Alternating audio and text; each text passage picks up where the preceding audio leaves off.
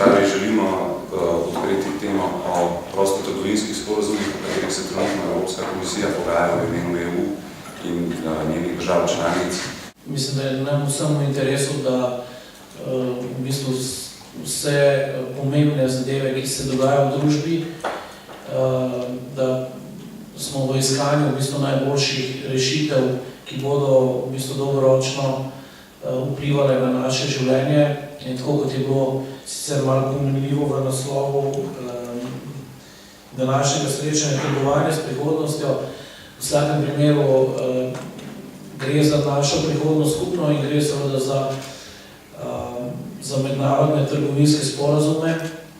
Namen trgovinskih sporazumov oziroma prostotrgovinskih sporazumov je predvsem v tem, da se odpravljajo trgovinske ovire med državami, kar nedvomno povečuje gospodarsko rast, ustvarja nova delovna mesta in na dolgi rok znižuje cene storitev. Mandat za tovrstna pogajanja ima Evropska komisija in tako za CETA kot TTIP in vse prostotrgovinske sporazume v bistvu Evropska komisija na osnovi potrditev držav članic se pogaja v imenu v bistvu vseh 28 držav. Da gre za zelo občutljivo področje, kaže tudi odziv javnosti, se pravi odziv praktično v vseh državah in skozi sam proces samo TTIP-a je Evropska komisija prejela 150.000 predlogov. Konkretno TTIP recimo bi naj prinesel blizu 0,5% BDP-ja, kar pomeni v številkah, da bi se v bistvu evropski bruto domači proizvod povečal za 86 milijard, predvsem pa vsaki evropski 4-članski družini 545 evrov dodatnega razpoložljivega prihodka na leto. Če dovolite tukaj, to so neke zelo splošne informacije. Zanima me, kdo zastopa stališča Slovenije. Tudi evropna družina je verjetno težko reči na splošno v Evropi, ker so že same članice po standardu tako različne, da recimo konkretno za Slovenijo, se pravi, kdo naša stališča pri teh pogajanjih zastopa. V Evropski komisiji deluje več teles. Obstaja najvišji organ, na uradniškem nivoju je Trade Policy Committee, se pravi, vsaka država nominira eno osebo. Slovenija zastopa moja malenkost, se pravi jaz, mi se dobivamo enkrat na mesec, vendar mi ne sodelujemo v pogajanjih, pogajanja vodi Evropska komisija, mi samo pač se seznanjamo z napredki. Zdaj je bil zaključen 6. krog pogajanj, konkretno o TTIP-u, konkretno o CETA smo bili obveščeni, da so praktično pogajanja zaključena, da so še na vrsti tehnične izboljšave. Kar se tiče pa učinkov na slovensko gospodarstvo, naj samo to povem, da je v izdelavi študija, ki jo pripravlja gospod Jože Damjan in bo v bistvu konkretneje odgovorila tudi na učinke na samo tako slovensko gospodarstvo kot na slovensko družbo. Poudarjam, za nas je vse zelo pomembno, kakšni so, bom rekel, plusi enega sporazuma in pa seveda tudi morebitne nevarnosti, če lahko tako rečem. Samo še formalnost. Spravi, potem, ko so pogajanja končana, kar je že v primeru CETA, mora trgovinski sporazum potrditi še članice Evropske unije in Evropski parlament. Tako je. Namreč vemo, da se hudič skriva v podrobnostih. Tudi, tako bom rekla, zdaj že prvi drobni komentar, zelo, mislim, vsi promotorji TTIP-a seveda govorijo o gospodarski rasti, o mnogih delovnih mestih, o velikih prihrankih, ko pa povprašamo, na čem temeljijo te ocene, ne, pa nekako zmanjka podrobnih predstavitev, tako da mislimo, da je to v veliki meri, bom rekla, eden od tistih argumentov, zakaj pravzaprav naj bi do TTIP-a prišli. Če povem, kakšna so naša stališča, seveda to so tudi stališča Zveze potrošnikov Slovenije, ker edino skupaj z drugimi strokovnjaki, z našimi lahko sploh oblikujemo neka stališča, ker gre za zelo kompleksne teme. Bom povedala, da potrošniške organizacije smo v osnovi za liberalizacijo trgovine, nismo proti njej, tako kot so marsikatere druge organizacije, sploh pa ne a priori, ampak seveda nas pa v tem procesu marsikaj moti. Tu smo se, kot posebej še Evropska potrošniška organizacija, zelo fokusirali na ta pogajanja, namreč 4 zaposleni v Bruslju se ukvarjajo s TTIP-om, poleg predsednice, generalne direktorice Evropske potrošniške organizacije, ampak to je kaplja v morju v primerjavi z več kot 1000 lobisti, ki so zdaj v Bruslju. In zdaj, če na kratko, pa se bomo potem pogovarjali po posameznih temah, povem, da seveda si želimo liberalizacije, ki bo v prid potrošnikom, ki ne bo zmanjševala dosežene stopnje ravni varstva potrošnikov, varstva okolja, delavskih pravic in pa varnosti izdelkov in storitev, da seveda si tu želimo bistveno bolj transparenten proces usklajevanja, da seveda želimo, da ISDS kot mehanizem razreševanja sporov ne sodi v tovrstni sporazum in še marsikaj drugega v tovrstni sporazum ne sodi.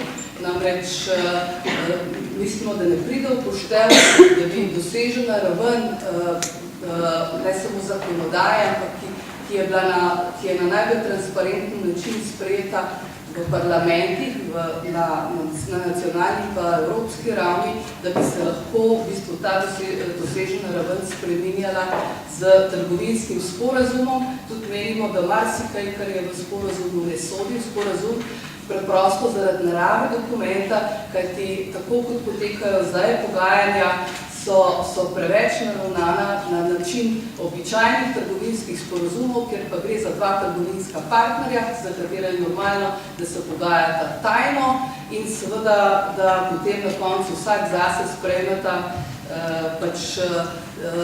oziroma se odločita, da bosta sporazum šla, če vsak od strani nekaj dobi. Tu gre pa za bistveno več zadev, zato seveda kljub temu, da je naša generalna direktorica v posvetovalnem odboru in ima dostop do teh dokumentov, da mislimo, da bi morala celotni postopek potekati na bistveno bolj transparenten način, na enak način, če povzamemo kot se sprejema drugače evropska zakonodaja. Mi smo oba premijerja, torej premijerko in aktualnega premijerja, pozvali, da naj pojasni, kakšno je stališče Republike Slovenije do 2 sporazumov, zlasti CETE in pa TTIP-ja, in dobili nek standarden odgovor, mislim, da je podpisal gospod Hribar, ki je identičen, kot so odgovori evropskih komisarjev, pravzaprav gre za prevode, verjetno odgovor evropskih komisarjev, gre za to, da se zagotavlja, da recimo izobraževanje ni z ničemer ogroženo strani TTIP-ja ali pa CETE. Odgovori so praktično isti, kajti nismo dobili tudi odgovor od evropskega komisarja za trgovino, mislim, da se piše Karel de Gucht, ki ima praktično iste stavke v odgovoru, kot so tudi v naših odgovorih na ta pismo. Zdaj, naprej bi želel nekaj splošnega reči. Napoveduje se ni cel 5% rast bruto domačega proizvoda. Cena pa je, če sem paranoik, ne, bi rekel, se nisem nor, ne, boš biti paranoik, ne, je pa praktično način življenja, ki je zgrajen po Evropi, v Evropi po drugi svetovni vojni. Gre za to, da so praktično nekateri temeljni principi skozi ta trip ogroženi, zlasti, kar se tiče položaja javnega sektora, javnih storitev, zlasti, kar se tiče vprašanja kolektivnih pogodb, ki lahko postanejo predmet spora za tujega investitorja. Tudi na vsezadnje, povsem neenak položaj domačih gospodarskih podjetij v odnosu do tujih, ne?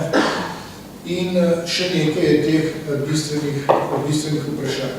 Naj navedem, ker seveda ta posredni problem, to je ISDS-ja, tega spora med državo in investitorjem, praktično postavlja investitorja v pravno povsem enak položaj, kot so države. To se je zgodilo prvi, sicer so bilateralni spori preko tega mehanizma potekajo.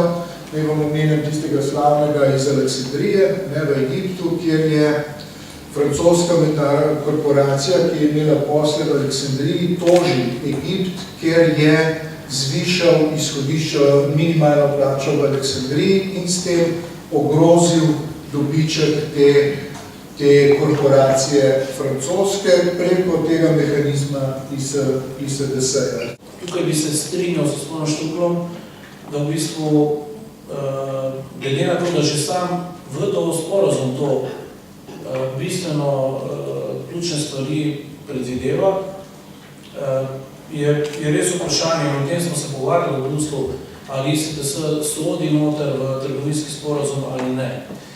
Pojavljajo se, bom rekel, argumenti, zakaj bi naj to ostalo,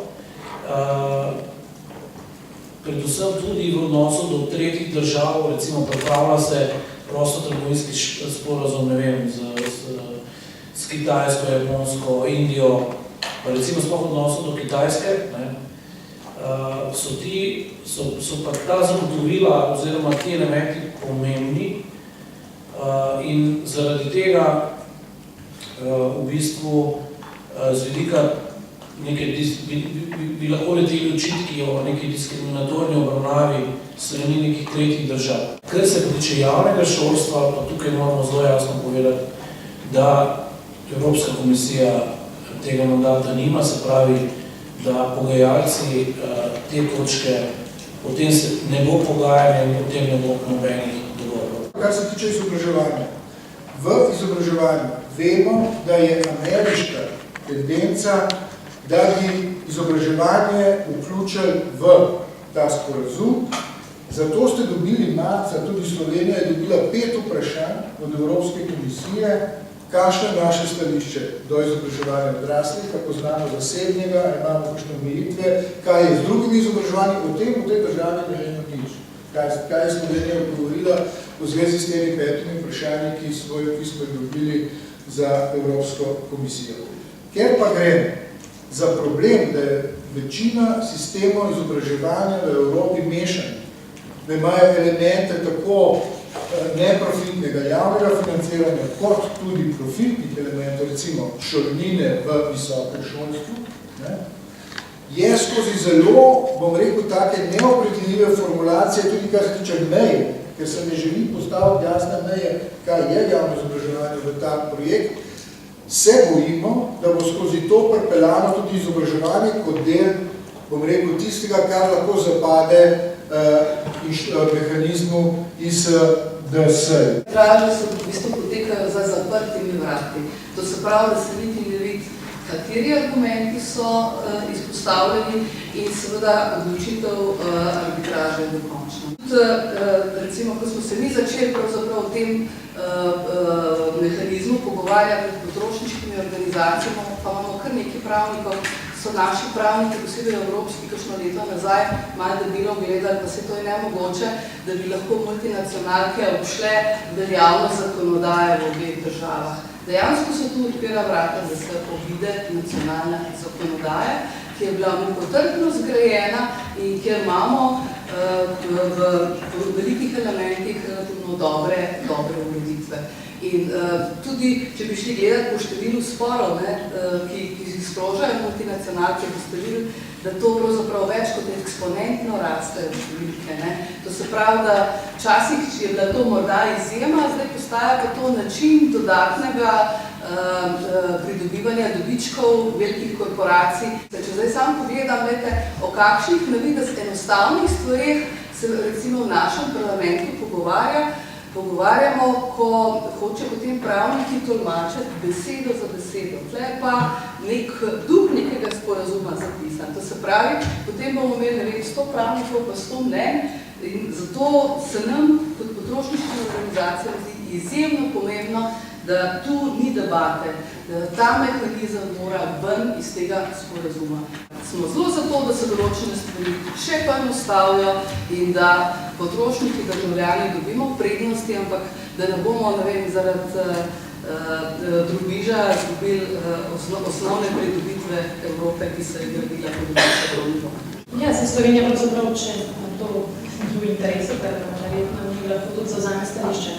Minister za gospodarstvo nemški je tik pred zaključnim pogajanjem CETA v bistvu povzdignil glas in pozval ne izključijo INDS. Se pravi, mislim, ali bomo, Slovenija zavzela stališče, da tega mehanizma vsaj v tipu, kjer imamo še možnost, ker pogajanje še poteka, ne bi potrebno. Ja, gledajte, tudi nova komisarka Malmströmova, tako je ob nastopu mandata je postavila vprašanje pod ISDS, tudi se je potem se je potegnila malo nazaj, tako da jaz pričakujem, da bomo v naslednjih dneh se potem zelo poglobljeno pogovarjali, tudi ministri pristojni za trgovinsko politiko se srečajo 14. oktobra v času italijanskega predsedovanja v Rimu in pripričan sem, da bo o tem tekla zelo resna beseda in naša, bi rekel, mehna ekipa, to pomeni ena moja sodelavka in vodja sektorja se ukvarjamo s temi vprašanji, bomo verjetno tudi še poskušali uskladiti ta stališča tudi sogovorniki za tem omizim.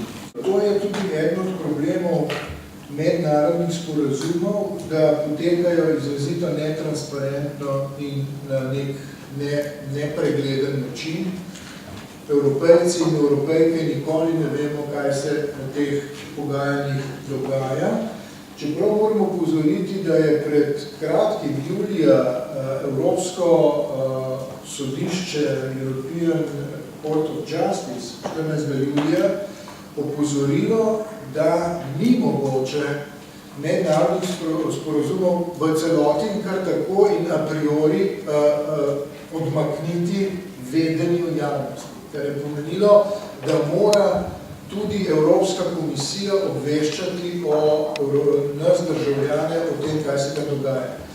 Tu imam neko pismo, ki ga je glavni pogajalec evropski pisal ameriškemu glavnemu pogajalcu v TTIP-u, kjer se zelo oprošča, če bo moral slučajno kaj povedati, da ja ne bojo mislili, da bojo Američani, da bojo kaj njihovega povedali, 6-krat se zaveže, da če bojo morali kaj sporočati, bo to izključno in samo stališča Evropske unije, nikakor pa ne bodo izdajali nič, kar predlaga ameriška stran. Skratka, nekaj tudi, bom rekel, taka podrejena vloga, ki jo ima očitno z tega pisma sodeč, govorim o pismu Arrangements on TTIP Negotiation Documents iz, mislim, da je iz 5. julija 2013. To je takrat, ko se je v Evropi začelo pravzaprav sploh vedeti, da za to gre.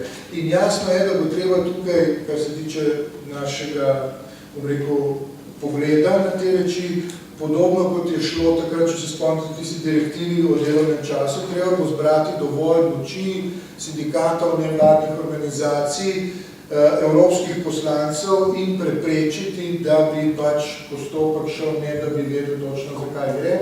Ker kot je bilo prej rečeno, v Evropskem parlamentu se lahko potem reče samo še ja ali pa ne. Zdaj, sklenjeno je bilo na nivoju pač Evropske komisije, da Po vsakem krogu pogajanj, bilo jih je 6, da Evropska komisija obvešča javnost o napredkih, o, bom rekel, tudi ozkih grlih ali slepih ulicah.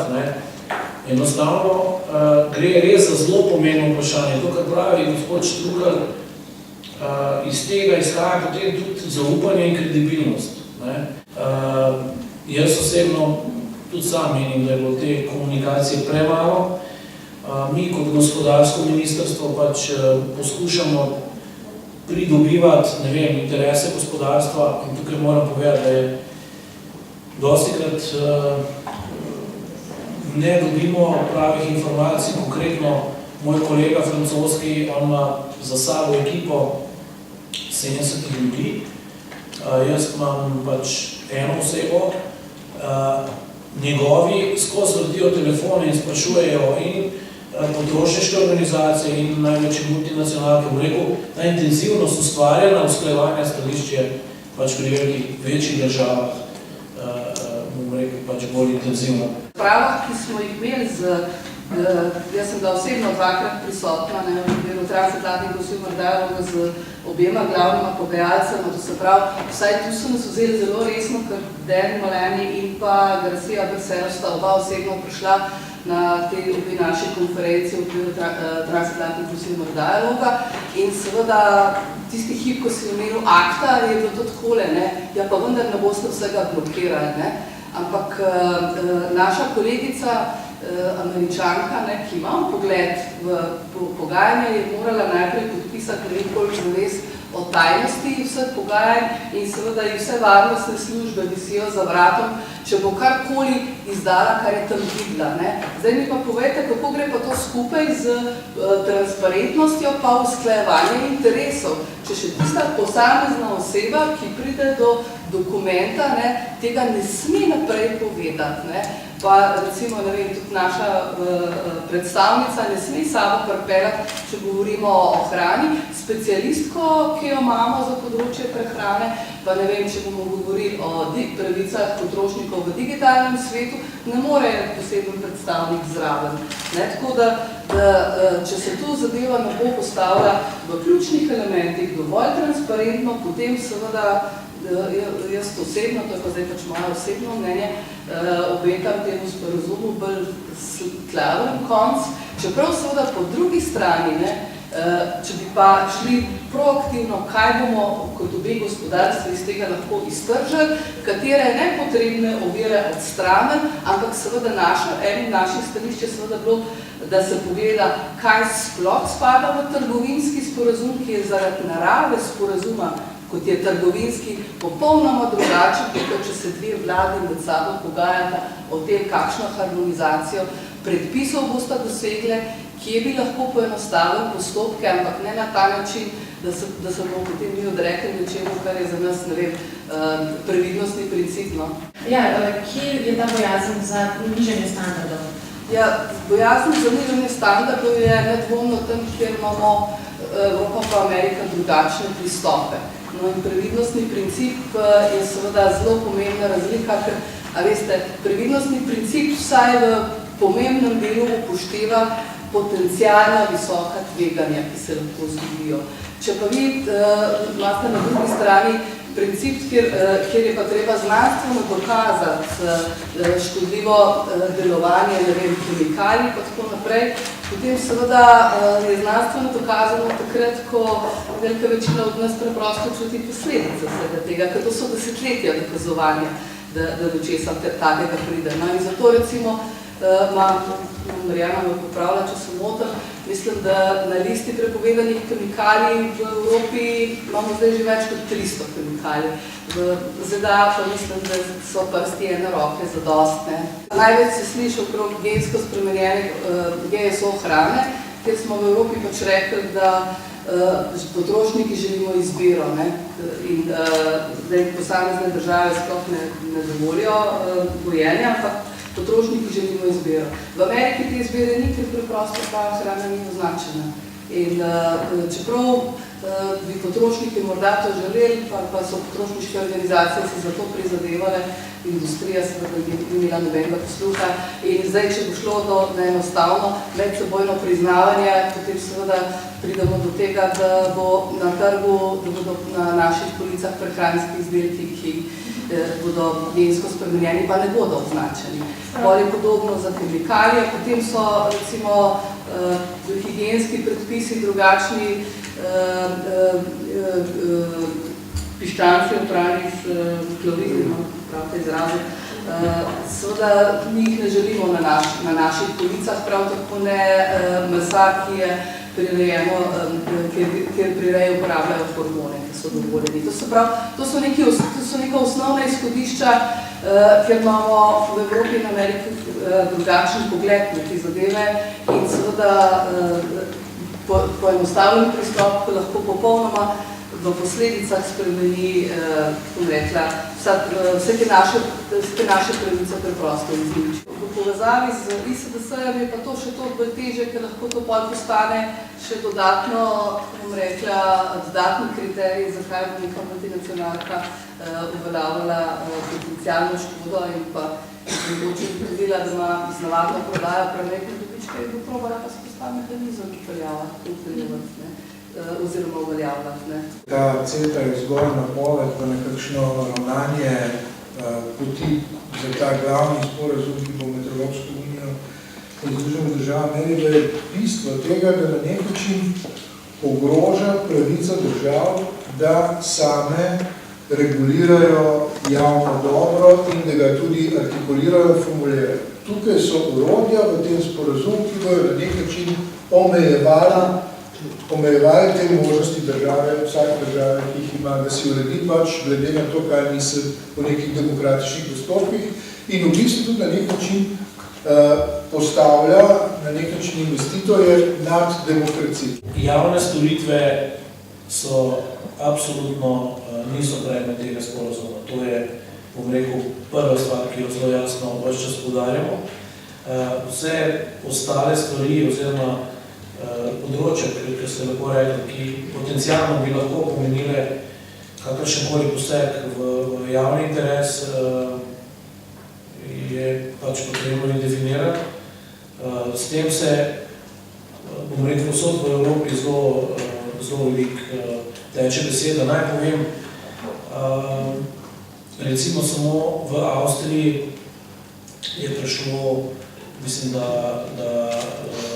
do 900.000, ne bom rekel mene, podpisov k podrobnejši obravnavi tega tipa. In hočem samo to reči, da se zelo dobro mi zavedamo majhna ekipa, 2-3 ljudi, ki skrbimo za to. Kar se tiče izločitve javnih storitev, se seveda ne moram strinjati. Res je, da je formulacija, da niso predmet pogovora, ker se pa hkrati govori o zasebnih in drugem izobraževanju, pa tudi pri drugih vprašanjih, ki pa so predmet tega sporazuma. In ker so formulacije take, da niso jasne, se pa učiteljske organizacije v Evropi bojimo, da bo skozi te nejasne formulacije, skozi nejasno razmejitev med javnim in zasebnim izobraževanjem prišlo noter, zlasti ker Anglčani vztrajajo, da bi se čim bolj na široko obravnavala ta formulacija, da bo potegnjeno tudi javno izobraževanje v ta sporazum. Če sem vas prav razumela, gospod Hribar, ste rekli, da se s pogajanji ukvarja majhna skupina 2-3 ljudi. Bi nam lahko zaupali imena, prosim? Na gospodarskem ministrstvu pač najbolj odgovoren sem jaz kot generalni direktor. Moje ime je tukaj. Potem je sodelavka Katarina Petač, ki je v Bruslu. Potem pa vodja sektorja za trgovinsko politiko oziroma internacionalizacijo, gospa Tanja Premozer in pa sodelavka Mirjam Zdovc. Bi pa želel poudariti, da morate ločiti pogajanja, ki jih pelje Evropska komisija s svojimi partnerji v Ameriki in pa, bom rekel, predstavniki Slovenije, ki sodelujemo pri oblikovanju evropskih stališč. Mi se ne pogajamo z Američani, ampak sprejemamo napredke, opozarjamo, usmerjamo. Skupaj je Aleksandar Lah iz organizacije Svoboden svet, kjer se zauzemamo predvsem za svobodo in blagostanje in blaginjo ljudi. Vprašanje v prvi vrsti naslavljam na vas, gospod Hribar, in sicer ves čas govorimo o zastopanju Slovenije.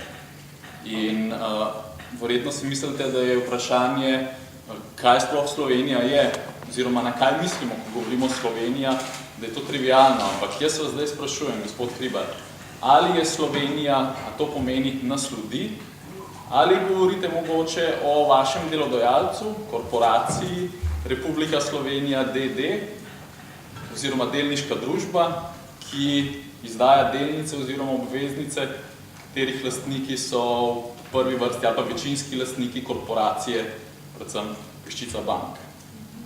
Jaz mislim, da je to zelo na mestu vprašanje zaradi tega, ker potem se pokaže, za koga vi delate, kdo je vaš delodajalec, a smo mi ljudje, ali so mogoče lastniki korporacije. Moram odgovoriti, pač delniška družba Republike Slovenije ne poznam. Tako da mislim, da kot javni uslužbenec delam v javno dobro. Prepričan sem, ja. Najprej kratko mnenje, potem pa vprašanje. Sodim, da so mednarodni trgovinski sporazumi, tako kot je ta zastavljen, da so popolnoma napačno civilizacijsko zasnovani. To je ključna moja, bom rekel, predpostavka. Zakaj? Ker govorimo o prosti trgovini. Na planetu, ki je mozaičen, ki ga sestavljajo zelo različni geografski pogoji, od pridelave hrane do proizvodne, sestavljajo ta planet zelo različne kulture, ki različno pojmujejo trgovino in je že v osnovi zasnova prosto trgovinskega sporazumevanja napačna in prihaja zaradi tega do strahotnih socialnih in okoljskih destrukcij na našem planetu. Žal ni časa, da bi vas, tisti, ki veste, s kom se ukvarjam, ne bom nič šel v noben argument glede tega. Zakaj sem skeptičen do tega sporazuma? Zaradi tega izhodišča in zaradi izkušenj, empirično preverjenih izkušenj NAFTA sporazuma med Kanado, Združenimi državami Amerike in Mehiko. Kdo je bila stranka, ki se je največ obetala od tega sporazuma? Mehika. Kdo je nosil največ socialnih in ekonomskih in okoljskih destrukcij? Mehika, ki je v tem času izgubila 1 milijon delovnih mest, kjer je propadla množica malih kmetov, ki niso mogli tekmovati z ameriškimi multinacionalkami in tistimi, ki proizvajajo hrano z gensko spremenjenimi organizmi in z mehanizacijo, ki seveda dejansko uničuje kmetijska zemljišča. To je bil, bom rekel, končni rezultat. In enostavno niso mogli tekmovati z ameriškimi žitli in so propadli. Kje so te izračuni? Ali so v tem sporazumu predvideni tudi te scenarije? Jaz ga absolutno ne podpiram, ampak zdaj govorim seveda retorično. Da ne bom zdaj imel predavanja, samo še to. Torej, Evropska unija ima 2 možnosti. Zbrala je slabo možnost. Pogaja se z najmočnejšim partnerjem. Pogovarjati se bi morala z najšibkejšimi partnerji, glede hrane in glede vseh ostalih zadev, to se pravi z državami v razvoju. To bi bila solidarnostna gesta. Ne pa, da se iščejo dodatni dobički tam, kjer že obstajajo. In gre absolutno za pritisk kapitala, multinacionalk, ki hočejo seveda te socialne in ekološke standarde znižati. In Evropska unija na to pristaja. A veste, da na Kitajskem umre 1 milijon ljudi zaradi zastrupljenega zraka? Kje so te izračuni? Kje so te izračuni? Prosim, sodim, da bo Evropa prisiljena, če bo hotela ohraniti svoje socialne in ekološke standarde v tako imenovan protekcionizem. Ekosocialni protekcionizem, ki ga bi morali speljati skupaj z državami v Evrope. Če tega Slovenija ne zastopa, potem se žal tukaj ne moramo naprej več pogovarjati, ker je že paradigma v osnovi popolnoma drugačna. Zdaj pa dva konkretna vprašanja, enega gospodu Hribarju. Na osnovi česa je bil izračunan na 86, zelo zanimiva številka, neverjetna v tem času, negotovem času, 86 milijard ne bi bil dobiček, bom rekel, tega poslovanja. Moram reči, da sem strahotno, bom rekel, presenečen že nad to 86 milijard.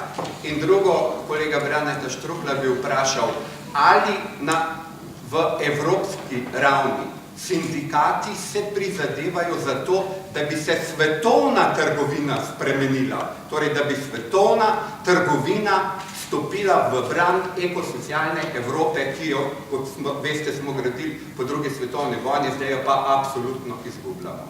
Zelo kratek, samo bom navedel vir te študije CEPR, se pravi Center of Economic Policy Research in London. Ta je pač dolgo to študijo za narediti, objavljeno je na spletni strani Evropske komisije. Bomo poslali v bistvu link, mogoče organizatorji, pa boste še ostali dobili. Jaz sem samo prebral iz preambule te učinke, tako da to je to. Dušan, hvala za to vprašanje, ki se mi zdi zelo pomembno. Odgovor je žal, da se evropski sindikati s tem ne ukvarjamo, pa bi se morali. Jaz sem sam izrazito prepričan, da bi morali vprašanje okolja kot eno od pravic, ki gre vsem delavcem zaposlenim, upeljati v standardni nabor tistih pravic, za katere bi se sindikati prizadevajo. Je pa razprava relativno intenzivna med tistimi, ki poskušamo to pripeljati v polje, bom rekel, stališč, ki bi jih opredeljevali tudi sindikati v imenu delavcev in delov, če hočeš nekoliko patetično rečeno, in tisti, ki mislijo, da je to preširoko in da se predmet sindikatov širi pretirano navzven in da zgubljamo na nek način svoj bistveno poslanstvo. Tisto, kar bi pa k tebi dodal v tem vprašanju, pa je, zakaj se meni zdi, da je potrebno siliti ne samo gospoda Hribarja, ki seveda ne more političnih stališč tukaj dajati, vsi vemo, ker je zavezan kot visoki uradnik, pač nekih stališča, ki politike sprejemo. Ampak da ne za Boga svetega enkrat Slovenija jasno pove, zakaj se zavzema. Da ne se zaveže, da bomo videli naprej, kako bodo potem zagovarjali, kajti Slovenija bo v svetu glasovala o sporazumu kot država. A ne bi bilo prav, da bi naprej vedeli, kako se bo opredeljevala in s kakšnimi argumenti, če jih misli zagovarjati, da ne se zdaj z nami sooči, ne pa, da se bo spet zgodil tako, da ne bo nihče nič vedel, pa bomo kar naenkrat med tistimi, ki smo za. Definitivno državljani gremo premalo pod tega sporozuma. Ko smo brali, da se je bilo malo strah, ko pa dostore poslušam, me je pa verjetno zelo strah. To pomeni, da kjer je dim je ogen in jaz mislim, da je ena izmed stvari ta, da bi mogli vsi Slovenci malo občutiti ta strah, ki ga pa ne občutijo. To pomeni, da mi treba povedati, da je prvo gre s predlogom. Vidim, tukaj so neki politiki, pa smo novinari. Vsak od nas mora vsaj 10 povedati, kaj se danes tukaj dogaja, novinari pa napište dosti tega, da bo dosti pulfona, da bomo še večkrat povedali. Ker to morajo ljudje vedeti. Stavnik Slovenije seveda dobro upravlja svoj posel, se ga mora, se konc koncev bi kjer poslankov služijo tam. Ampak, mogoče bi pa vseeno ta množica ljudi, ki je nekaj mogla narediti, in jaz sprašujem zdaj vas, dajte mi prosim povedati, kako lahko mi to naredimo, na kakšen način. Videli smo, da gre se nekak tajno, videli smo, da nekaj velikega vpliva nimamo, razen to, da vpijemo. Ker se bo treba povezovati, veste, podpisujemo razne Greenpeace-ove ankete in tako naprej. Bomo tudi kle pospisvali. Kako lahko to naredimo? Dajmo se združiti. Opozicija je kle, če kaj drugega, druge države, odgovorite mi prosim, kakšna je akcija. Je podpisal oziroma začne se vsa evropska peticija zoper ta tip Inceto, ki je bila sprva mišljena kot evropska državljanska pobuda, se pravi milijon podpisov. ki bi nalagalo komisiji vsaj nek odziv na to vprašanje, ki je bilo tam zastavljeno, pa se jo je žal Evropska komisija zavrnila, tako da zdaj nadaljujemo v neformalni obliki. No. Jutri se pa pričakuje. Še jaz dopolnim proti tema dvema sporozumom, tukaj je prišlo na moje računalnik v organizaciji nekaterih nevladnih skupin, tudi ene od političnih strank, Združene levice in pa še nekaj skupin se je prijavilo, ki naj bi začeli pač neko širjenje tega problema in zavedanje v Sloveniji. Ne vem pa točno kdaj in kje. V 10. v soboto na Kongresnem trgu. Na Prešernovem trgu. Kar nekaj skupin v 10. na Prešernovem trgu organiziramo shod, kjer se bo o tem veliko govorili, veliko govornikov bo, tako da marsikaj bo pojasnjeno. Tudi od danes naprej je postavljena stolnica na Prešernovem trgu, kjer lahko tisti, ki vas zanima več, oziroma se želite pridružiti tej koaliciji, pridete in od 2 do 8 do petka, vključno s petkom bo stolnica. A to ste v Mahte? Jaz sem izpod festivala, sicer sama videti, se počujem. Skupaj z Humanitera je pač v koaliciji Združena levica, Solidarnost, Gibanje Trst, DSD, skratka cela Združena levica s 4. blokom Urek, Greenpeace, Focus, Ekokrog, skratka preberite si dogodek, ki je narejen na Facebooku, lahko se še pridružite.